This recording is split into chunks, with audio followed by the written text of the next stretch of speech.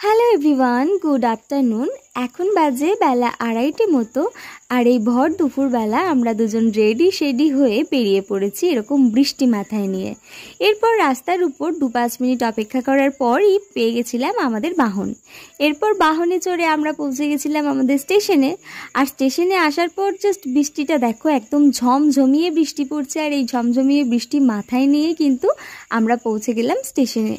ওপস, আমার তো বলাই হয়নি আমরা যাচ্ছিটা কোথায়। অ্যাকচুয়ালি আমি যাচ্ছি হচ্ছে আমার বাড়ি। ইয়েস, আমারই বাড়ি। অনেকে হয়তো বলে থাকেন বিয়ের পর মেয়েদের শ্বশুর বাড়িটাই নিজের বাড়ি হয়ে যায়। আচ্ছা, নিজের বাড়ি যদি দুটো থাকে তাহলে সমস্যাটা কোথায়?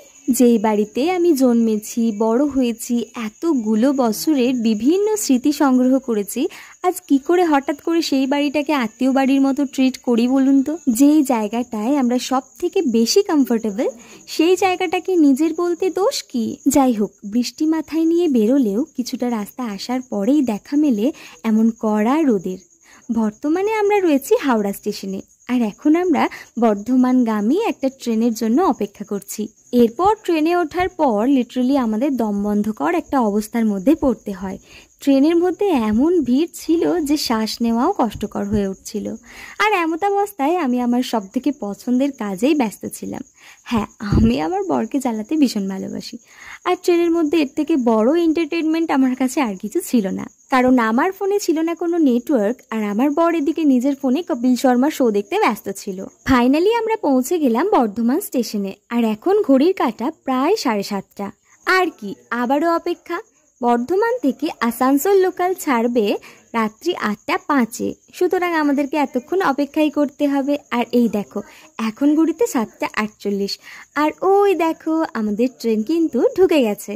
যত বেশি বাড়ির কাছে আসছি না, নিজের মধ্যে আনন্দটা জাস্ট দ্বিগুণ হতে যাচ্ছে। নিজের বাড়ি আসার আনন্দে আগের রাত থেকে ঘুম না আসার যে ব্যাপারটা, আমার মনে হয় কম বেশি সব মেয়েরাই বেশ রিলেট করতে পারবে।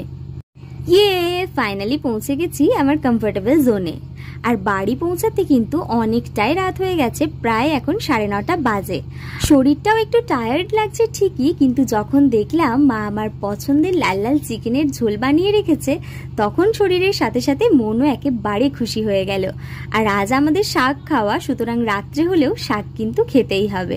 বাই।